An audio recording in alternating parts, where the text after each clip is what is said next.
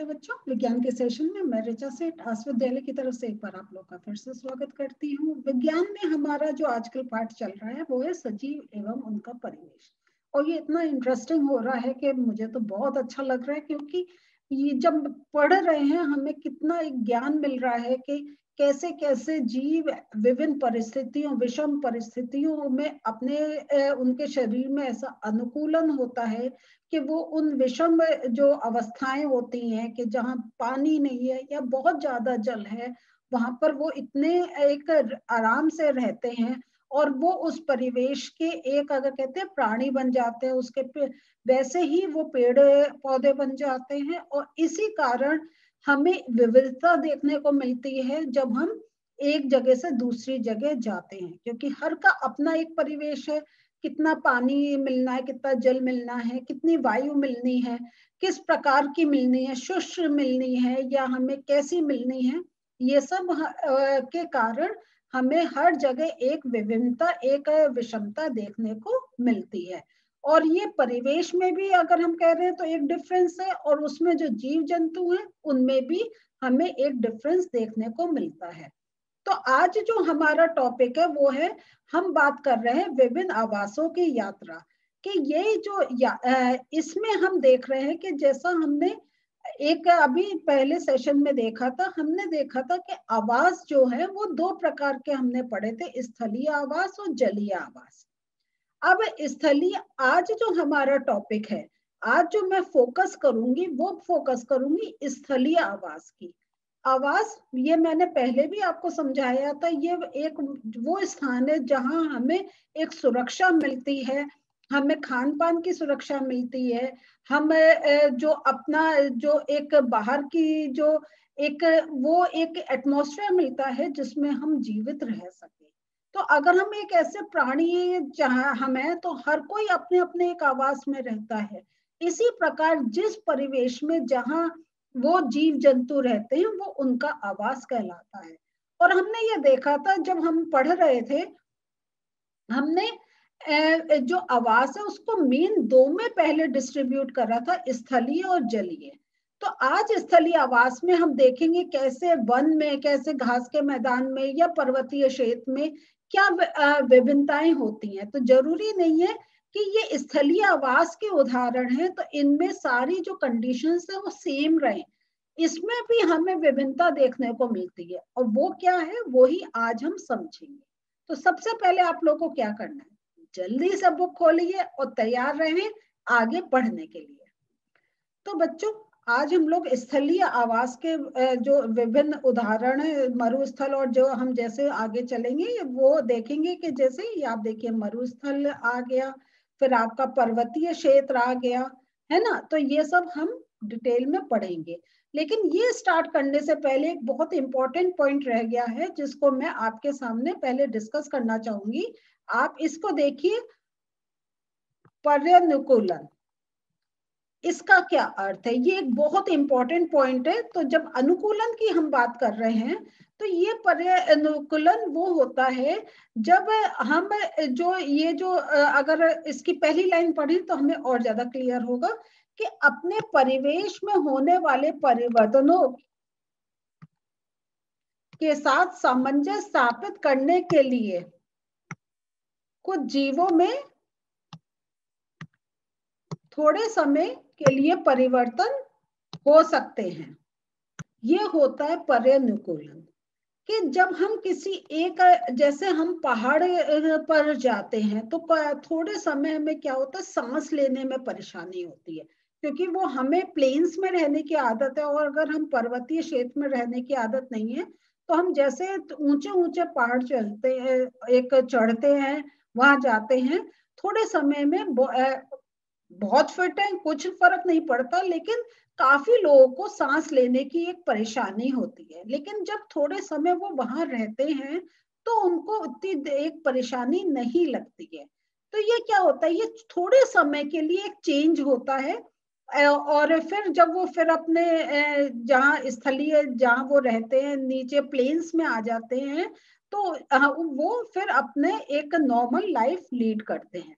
तो ये जो एक थोड़े समय के लिए जो ये थोड़ा एक परिवर्तन होता है, इसे हम पर्यानुकूलन कहते हैं। तो ये आ गया अल्प अवधि में,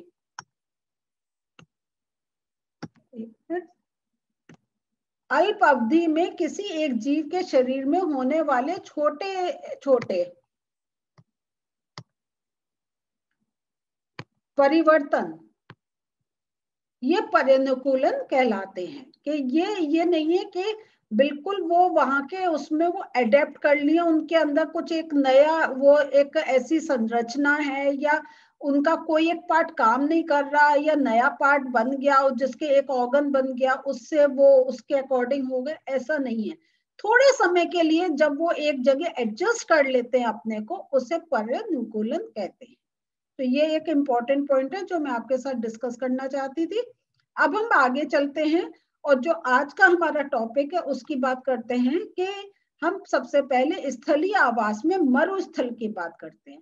तो मरुस्थल में हमने उदाहरण देखा था ऊंट का, और हमने देखा था उसकी टांगे कैसी लंबी हैं, उसका मूत्र कम होता है, तो ये सब हमने, और पसीना नहीं आता है, ये हमने देखा था किस प्रकार ऊंट ने वो जो एक रेगिस्तान का एरिया है, मरुस्थल का एरिया है, उसमें उसका एक एडेप्टेशन है, वो वहां पे अपने को एक उसने अनुकूल कर लिया है। लेकिन जरूरी नहीं है जितने हमें जंतु मिले रेगिस्तान में, मरुस्थल में, वो सबके जो पैर हैं वो उतने ही लंबे हों, ऐसा नहीं है। क्योंकि मरुस्थल में हमें और भी जंतु मिलते हैं, और भी पौधे मिलते हैं, उनमें किस प्रकार अनुकूलन होता है इसको अभी हम समझते हैं। तो यहाँ देखिए मरुस्थल में क्या होता है, चूहे भी होते हैं, सांप भी होते हैं, और इनके जो पैर है वो ऊंट की भांति उतने बड़े, उतने लंबे नहीं होते हैं।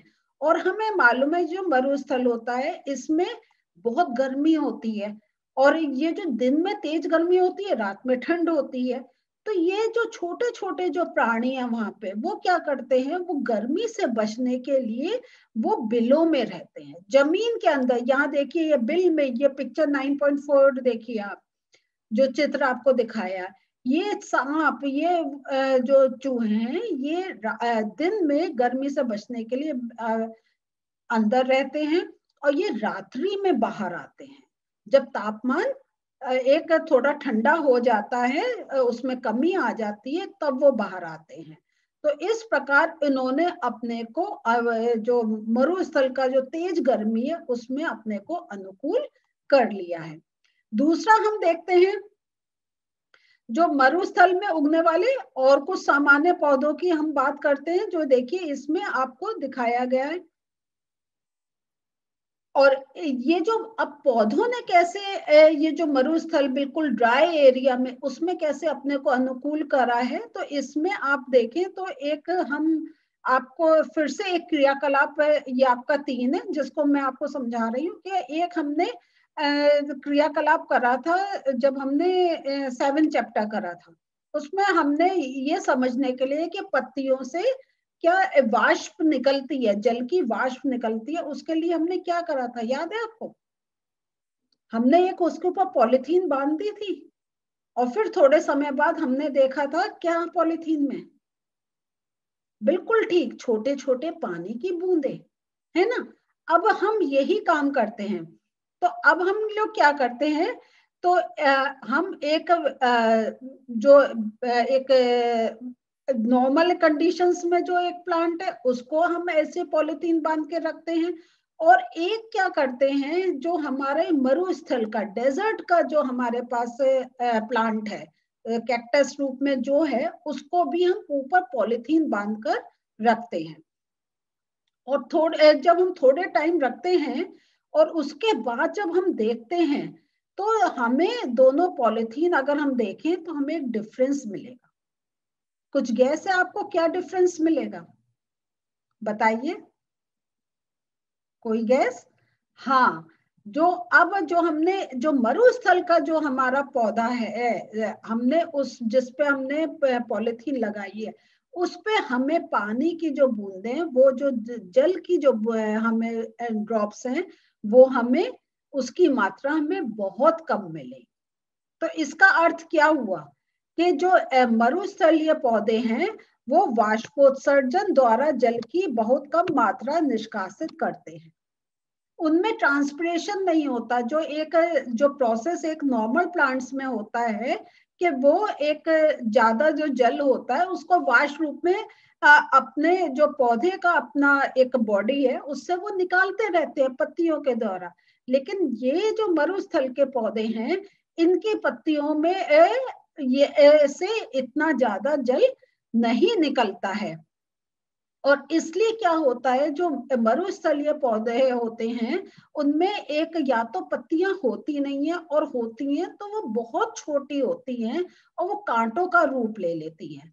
तो इसलिए क्या होता है, अगर पत्ती खुली होगी तो उससे ना आपका देखिए जब कोई सरफेस फैला हुआ होता है तो उससे वाष्पोत्सर्जन जो होता है वो जल्दी होता है। आप एक बड़े उसमें फैला के रखें और एक बिल्कुल गहरे वाले और छोटा मुंह वाले किसी बर्तन में रखें तो किससे जल्दी इवोपरेशन होगा? पानी किससे जल्दी उड़ेगा? जो फैला हुआ है। तो इसलिए पत्तियां जो हैं वो अगर सिकुड़ के एक कांटे का रूप ले लेती हैं तो जो सरफेस पानी का इवोपरेशन के लिए मिलता है वो उनको नहीं मिल पाता। तो इसलिए कांटा रूप हो जाती है, मीन्स वो छोटी हो जाती है, और जो जितना जल होता है वो पौधे में एक संचित रहता है, वो वाष्प बन के पौधों से उड़ता नहीं है, और इस प्रकार वो वाटर का अगर कहें तो एक बैलेंस बनाकर रखते हैं। तो यहाँ पे ये चीज आपको इसमें यही बताया गया है। तो ये यहाँ और इस पौधों में क्या होता है कि जब अब ये पौधा है तो इसमें प्रकाश संश्लेषण का तो प्रोसेस चलना ही होगा। तो ये जो प्रकाश संश्लेषण का जो एक प्रोसेस होता है ये तने के द्वारा होता है। तो जो आपको किसी भी आप कैक्टस को देखें, जो आपको हरा हरा लंबा सा जो पार्ट मिलता है वो देखने में हमें पत्ती लगता है, लेकिन वो पत्ती नहीं होता है, वो तना होता है। ठीक है। और इसी तने में प्रकाश संश्लेषण का कार्य होता है। और इस तने पे क्या होता है, एक मोटी मोम की परत से वो ढका होता है। तो मोटी जो परत होती है वो उनकी जल संरक्षण में उसमें वो सहायता करती है। और जितने ये मरुस्थलीय पौधे होते हैं इनकी जो जड़ें होती हैं, जो रूट्स होती हैं, ये बहुत गहराई तक चली जाती हैं मिट्टी में, क्योंकि उनको पानी ढूंढना है और पानी वहां पे बहुत गहराई में मिलता है। तो वो नीचे नीचे तो आप देखेंगे तो उनकी रूट्स बहुत गहरी होती हैं, उनकी जड़ें बहुत गहरी होती हैं। तो ये हमने देखा मरुस्थलीय जब हम बात कर रहे हैं पौधों का, और हमने जंतुओं का भी देखा। अब पर्वतीय क्षेत्र में अगर हम जाएं तो ये जो पर्वतीय क्षेत्र होते हैं ये क्या होता है, ये बहुत ठंडे होते हैं, और यहाँ पे ठंडे होते हैं और तेज हवा भी चलती है, और कहीं कहीं हिमपात भी होता है। तो अब यहाँ पे कैसा अनुकूलन होगा इसको अब हम देखते हैं। तो यहाँ पे भी अगर हम देखें तो ऐसा नहीं है हमें जीव जंतु नहीं मिल रहा है, यहाँ पे भी हमें बहुत प्रजातियां मिल रही हैं। तो इनमें अनुकूलन में क्या होता है, तो इसमें अगर आप देखें, अगर हम वृक्षों की बात करते हैं तो आपको देखिए ये फोटोज दिखा रखी है जो यहाँ पे आपको जंतु मिलते हैं। तो आपका तेंदुआ है, ये याक आ गया, और ये आपकी जो थर्ड पिक्चर है वो बकरी की है। तो यहाँ पे देखिए अब इनमें कैसे अनुकूलन होता है। तो इनमें क्या होता है, ये जो वृक्ष होते हैं ना, ये क्या है, ये शंक्वाकार के होते हैं, और इनकी जो शाखाएं होती हैं वो तिरछी होती हैं। तिरछी होने का रीजन क्या है, ये अनुकूलन की पहचान है, लेकिन तिरछी होने का क्या कारण है, इसलिए कि अगर हिमपात हो रहा है तो वो अगर पत्ती सीधी रहेगी तो बर्फ जमी रहेगी, और अगर पत्ती टेढ़ी होगी, ठीक है, अगर वो तिरछी होगी तो कोई भी देखे तो कोई भी चीज यहाँ पर होगी वो नीचे गिरेगी। है ना। अभी ये देखिए पेन है, ये सीधा है तो ये यहाँ पे रहेगा, लेकिन अगर मैं इसको टेढ़ा करूंगी ये हमारा देखिए नीचे गिर गया। तो इसलिए जो हिम है, जो बर्फ है, वो ऊपर नहीं जमेगी, वो गिरती चली जाएगी और वृक्षों को उनको नुकसान नहीं करेगी। और जो जल है वो भी, क्योंकि ठंड इतनी होती है तो जल की इतनी ज्यादा आवश्यकता नहीं होती है, तो जल भी रुकता नहीं है, वो नीचे गिरता रहता है। और इस प्रकार क्या होता है, हमें जो भिन्न भिन्न आकृति के, हमें खूब जो वृक्ष होते हैं भिन्न भिन्न आकृति के हमें देखने को मिलते हैं। तो ये एक हमारा हमने वृक्षों का अनुकूलन देख लिया कि कैसे शंखाकार है, जो ब्रांचेस हैं वो तिरछी हैं, और ये जो पत्तियां होती हैं वो सुई के आकार की होती हैं, नुकीली होती हैं, तो इसलिए कि कोई भी चीज उनमें रुके नहीं, नीचे गिर जाए। अच्छा, अब जो आपके जंतु होते हैं उनकी भी क्या होती है, जो त्वचा होती है वो बहुत मोटी होती है, और एक मोटी त्वचा से क्या होता है, अगर जैसे ठंड होती है तो हम लोग स्वेटर जैकेट्स पहनते हैं, तो मोटी इनकी त्वचा होती है, तो वो एक करे तो एक कोटिंग का काम करती है और उनको ठंड से बचाकर रखती है, उनको गर्म रखती है। और इनके जो शरीर होता है, इनके बाल जो लंबे बालों से ढका हुआ होता है, जो आप देखें तो ये इसलिए वहां पे आप जो शीप है, भेड़ है, वो हमें पहाड़ों पर ही मिलता है, और वही उसी के बाल हम ऊन के रूप में यूज करते हैं। और यहाँ पे आप ये तेंदुआ का देखें तो देखने से ही हमें लगता है कितनी मोटी इनकी स्किन है। और इनका ये जो शरीर तो फर से एक पूरा भरा हुआ होता है, और ऊपर से क्या होता है कि इनके पैरों को, ये जो फर होते हैं, ये इनके पैरों को,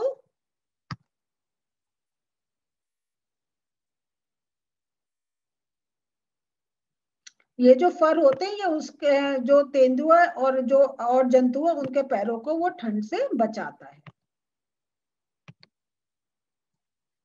और जो अगर हम बकरी की बात कर रहे हैं तो उसके मजबूत उसके खुर होते हैं, वो इसलिए मजबूत खुर होते हैं क्योंकि वो चट्टानों पे चलती है।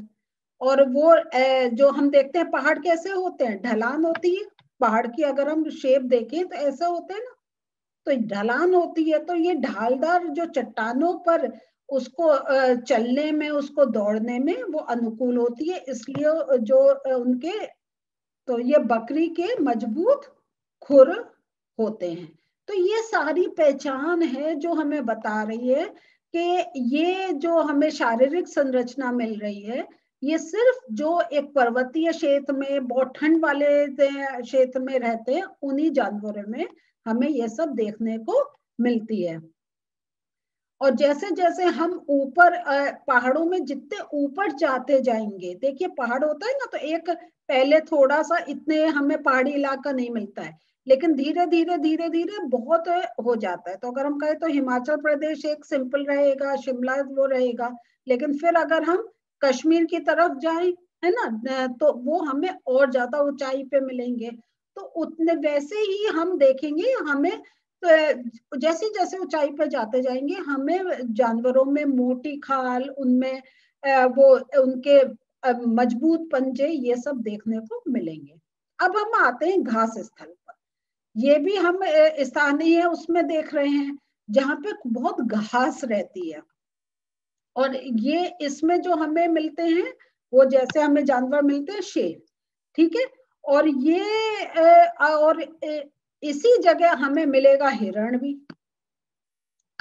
तो अब देखें शेर क्या है, वो एक अगर कहें मांसाहारी जीव है जो दूसरे जानवरों को खाता है, और हिरण ये घास खाता है ना, तो ये शाकाहारी जीव में आ जाता है। तो अब देखें कि जब यहाँ पे ऐसे दो विविध प्रकार के जीव हैं, और तो वो उनकी जो शारीरिक संरचना है वो किस प्रकार काम करती है, क्योंकि शेर क्या है, वो हिरण को खाना चाहता है। तो अब अगर देखें तो शेर क्या है, एक शिकारी का रूप है और हिरण को अपने को बचाना है।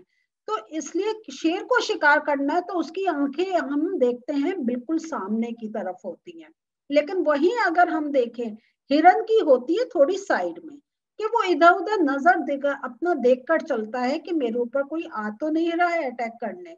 तो उस तो हमारा जो एक नेचर में शेर को अटैक करना है तो उसकी आंखें, उसको पंजे ऐसे स्ट्रांग मिले हुए, और हिरन क्योंकि उसको छिपना है, उसको तेज दौड़ना है, तो उसके जो है उसकी कान लंबे हैं, उसकी आंखें साइड में हैं।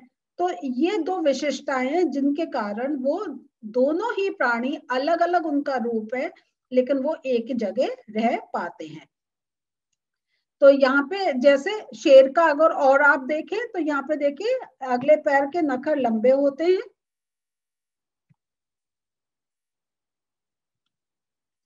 और वो उसके नखर ऐसे होते हैं कि वो पादंगुलियों के अंदर उनको खींचकर वो छिपा भी सकता है, कि जैसे क्योंकि जब वो चलता है तो सूखे पत्ते इनकी आवाजें कम हो सके, और ये सब इसीलिए उसके अंदर गुण दे रखे हैं जैसे वो और जो जंतु है उनका शिकार कर सके और आप जीवित रह सके। और इसका जो रंग होता है शेर का, ये क्या है, हल्का भूरा या मटमैला होता है। जैसे वो अपने जो मिट्टी, क्योंकि हमारा ये घास वाला है जहाँ पे मिट्टी भी होती है घास भी होती है, तो उसमें वो अपने को छिपा सकता है। आगे अब हम देखते हैं,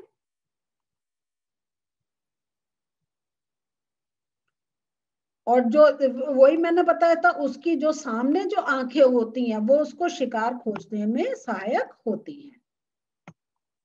ठीक है। अब जो हम हिरण की जब बात कर रहे हैं तो ये क्या होता है, तो इसको क्या होता है, इसको तने, वो क्योंकि ये शाकाहारी है इसको तने वो खाने हैं, पेड़ पौधे खाने हैं, इसलिए इसके जो होते हैं दांत मजबूत होते हैं। और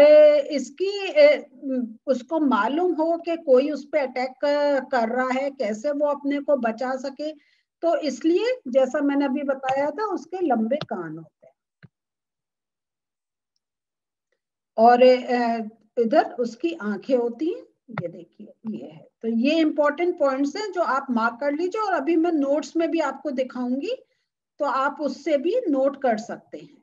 तो इस प्रकार क्या है कि हिरन भी ऐसी अगर देखें तो जहां शेर जैसे उसके शिकारी बैठे हैं, लेकिन उसकी भी शारीरिक संरचना ऐसी है कि वो अपने को बचा सकता है। और यही मैंने बताया था कि वो तेज गति से, हिरण की तेज गति उसे शिकारी से दूर भागने में एक सहायक होती है। तो यहाँ देखा आपने कि कैसे आ, परिवेश एक है, लेकिन एक अगर कहें खाने की आदत अलग है, दो बिल्कुल डिफरेंट है, और कैसे उनके जो शारीरिक संरचना है वो उनको हेल्प करती है उस परिवेश में रहने के लिए। तो बच्चों अभी मैं आपको ये जलीय आवास में नेक्स्ट सेशन में लूंगी, लेकिन जो अभी पढ़ा है तो उसके जो इम्पोर्टेंट पॉइंट्स हैं वो मैं दिखाती हूँ। तो बच्चों मरुस्थल के लिए आप ये देख लीजिए कि जो मरुस्थल में जीव होते हैं वो क्या होते हैं, छोटे जीव जैसे चूहा एवं सांप, वो तेज गर्मी से बचने के लिए बिल अंदर बिल में रहते हैं और वो रात्रि में बाहर आते हैं। तो ये आप नोट कर लीजिए कि वो किस प्रकार के, अगर ऊंट के लंबे पैर हैं तो ये छोटे जीव किस प्रकार मरुस्थल में रहते हैं।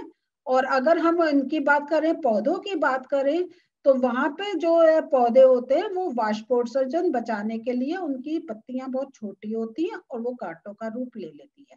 अब हमेशा जैसा मैं बताती हूँ, ये मैं पॉइंट्स वही देती हूँ जिस पर प्रश्न पूछे जाते हैं। जैसे आपसे ये भी पूछ सकते हैं कि ये जो आपको एक ये वाला एक कोई कैक्टस दिखा के कि इनमें पत्तियों ने कांटा रूप क्यों ले रखा है, या ये जो कांटे हैं ये एक्चुअल क्या है, तना है, पत्ती है, जड़ है, क्या है। तो ऐसे आपसे प्रश्न पूछ सकते हैं। तो अगर आपने ये पॉइंट्स नोट कर लिए और थोड़ा इसको याद करने का क्या है, ये तो समझने की बात है। अगर आपने समझ लिया तो आप उन प्रश्नों के उत्तर दे सकते हैं। और ये जो प्रकाश संश्लेषण होता है ये तनों में होता है, और वही बुक के ही पॉइंट्स है, लेकिन आपके ये सारे एक साथ कलेक्शन कर लिया, जो अभी हमने पूरा समझा, तो ये समझ लीजिए 2 मिनट में आपका रिवीजन है। और ये आपसे ये भी प्रश्न पूछा जा सकता है कि ये मरुस्थल के जो पौधे होते हैं उनके तने पर ये मोटी परत किसकी होती है और क्यों होती है? तो उसका उत्तर यही होगा कि मोटी परत मोम की होती है और ये जन संरक्षण में सहायक होती है। और इसका जो जड़ें होती हैं वो क्यों गहराई तक होती हैं, अगर प्रश्न पूछा जाएगा तो आप कह सकते हैं कि जल अवशोषण के लिए वो बहुत गहराई तक जाती है। पर्वतीय क्षेत्र का आए तो वहां पे ये आ गया कि जो वृक्ष का होते हैं वो शंक्वाकार के होते हैं और जो शाखाएं होती हैं वो तिरछी होती हैं और जो पत्तियां होती हैं वो सुई के आकार की होती हैं। और जंतु में फर तथा मोटी त्वचा उनको ठंड से बचाती है। और कुछ पशु जैसे आपके बकरी होती है, उनके खुर जो होते हैं वो उनको पहाड़ों में दौड़ने में सहायक होते हैं। घास स्थल की जो हमने बात करी थी तो उसमें आपका शेर का रंग किस प्रकार उसको सहायक होता है, तो अब आप उसका अगर प्रश्न ऐसा पूछा जाए तो आप ये कह सकते हैं कि शिकार के दौरान वो अपने को छिपाने में इस रंग का वो सहायता लेता है और चेहरे के सामने आंखें शिकार को खोजने में सहायक होती हैं। और हिरण या कठोर तनों को चबाने के लिए मजबूत दांत होते हैं तथा पार्श्व में दोनों ओर स्थित आंखें, लंबे कान तथा तेज गति उसे शिकार से बचाने में सहायक होती है। तो जो हमने अलग अलग करके पॉइंट्स करे थे वो सारे मैंने इसलिए कलेक्ट कर दिए कि अगर आपने उधर चैप्टर से समझ लिया और ये पॉइंट्स अपने कॉपी में नोट कर लिए तो गारंटी है आप किसी भी प्रश्न का उत्तर आसानी से दे सकते हैं। ठीक है, तो आज हम लोगों ने देखा किस प्रकार, अगर हम देखें तो ये हमारा एक प्लेन सी था लेकिन उसमें कोई एक हमारा पहाड़ी हो रहा था, कोई मरुस्थल हो रहा था, कोई बिल्कुल घास वाला एरिया हो रहा था। तो उसमें भी हमने विषमता देखी और अलग अलग जीव कितने एक अपनी उन शारीरिक संरचनाओं के कारण ही उन जगह रह पा रहे हैं। अगले उसमें हम जलीय वातावरण की बात करेंगे। मिलते हैं नेक्स्ट सेशन में। बाय।